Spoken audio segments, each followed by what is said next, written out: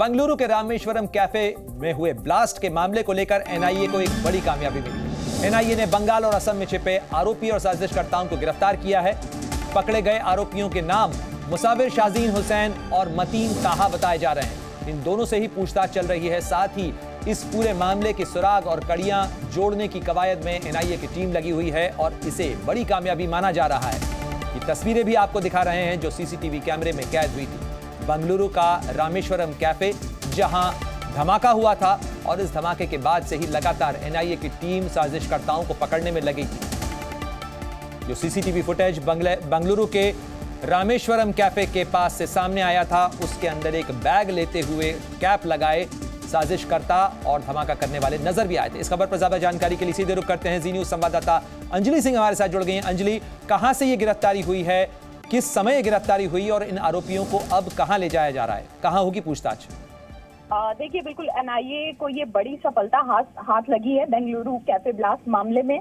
और जहां तक बात करें गिरफ्तारी की, तो एनआईए ने कोलकाता से दरअसल इन लोगों को जो है हिरासत में लिया है। कोलकाता में एनआईए को ये जानकारी मिली थी, इनके लुकआउट्स लगातार जो टीम है वो वेरीफाई कर रही थी और कोलकाता से इन लोगों को आइडेंटिफाई करने के बाद इनको हिरासत में लिया गया है। और इसमें आपको बता दें कि जो मुसाविर हुसैन शाजिब जो एक जिसको डिटेन किया गया है, ये वो मुख्य आरोपी है जो कि कैफे में जो आईडी है वो प्लेस करता हुआ दिखाई दिया था। इसके अलावा अब्दुल मतीन ताहा जो दूसरा जिसको आज डिटेन किया गया है, वो मास्टरमाइंड बताया जा रहा है। इस पूरे ब्लास्ट के पीछे जो साजिश करता था, किस तरह से एग्जीक्यूशन किया गया, क्या प्लानिंग की गई, इसका जो मेन आरोपी है वो अब्दुल मतीन ताहा को बताया जा रहा है। तो एक बड़ी सफलता एनआईए के हाथ लगी है जी।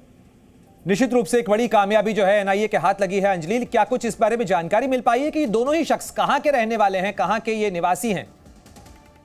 देखिए, एनआईए की ओर से जो अभी आधिकारिक तौर पर जो जानकारी दी गई है वो ये दी गई है कि कोलकाता में जहां पर ये लोग रुके हुए थे, जहां से इनको एप्रीहेंड किया गया है, वहां पर फॉल्स आइडेंटिटीज के तहत ये लोग रह रहे थे। और जब ये जानकारी मिली थी एनआईए की टीम को, तो आज जब सुबह के वक्त में एनआईए की टीम यहाँ पर पहुंची तो इन दोनों को हिरासत में लिया गया। इससे आगे की जो और डिटेल जानकारी है वो भी एनआईए की ओर से आधिकारिक रूप से और साझा की जाएगी। इन लोगों से लगातार पूछताछ जो है एनआईए की वो भी जारी है, इन्वेस्टिगेशन भी जारी है।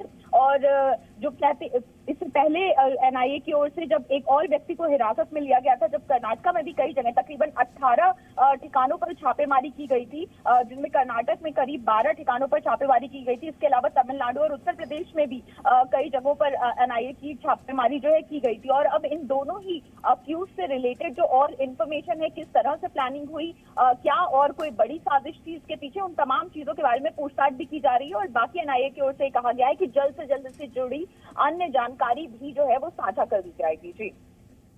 बिल्कुल अंजलि, निश्चित रूप से एनआईए इस समय तमाम कड़ियों को जोड़ने की कोशिश कर रही है। और अब आपको दिखाते हैं तस्वीरें भी, क्योंकि 1 मार्च को बेंगलुरु के रामेश्वरम कैफे में धमाका हुआ था और उसके बाद से ही इन तमाम कड़ियों को जोड़ने और साजिशकर्ताओं को पकड़ने की कोशिश एनआईए कर रही थी, क्योंकि यह घटना आतंकवाद से जोड़कर देखी जा रही है। और इसीलिए जो एनआईए है, राष्ट्रीय जांच एजेंसी है, उसने एक बड़ा एक्शन लिया है, एक बड़ी कामयाबी उसके हाथ लगी है। एनआईए ने 2 आरोपियों को गिरफ्तार किया है और जिस तरीके से अंजलि भी बता रही थी, मतीन नाम के शख्स को इसका मुख्य मास्टरमाइंड माना जा रहा है। साथ ही मुसाविर इस शख्स को भी गिरफ्तार किया गया है। रामेश्वरम कैफे ब्लास्ट केस में एक बड़ी खबर और बड़ी जानकारी जो सामने आ रही है, कोलकाता से गिरफ्तार किया गया है इन दोनों ही लोगों को। साथ ही कैफे ब्लास्ट के आरोपियों की गिरफ्तारी के साथ जो इसकी जांच का दायरा है वो आगे बढ़ पाएगा। कहां इसकी प्लानिंग की गई, किस तरीके से बेंगलुरु के अंदर पहुंच करके और इन्होंने उस आईडी को प्लांट किया, उसके बाद वहां से भागने में किस तरह से कामयाब रहे, क्योंकि बेंगलुरु से ये भागे और गिरफ्तार हुए बंगाल के अंदर। तो क्या है इसका बंगाल कनेक्शन, ये भी एनआईए जांच करने की कोशिश में जुटी हुई है।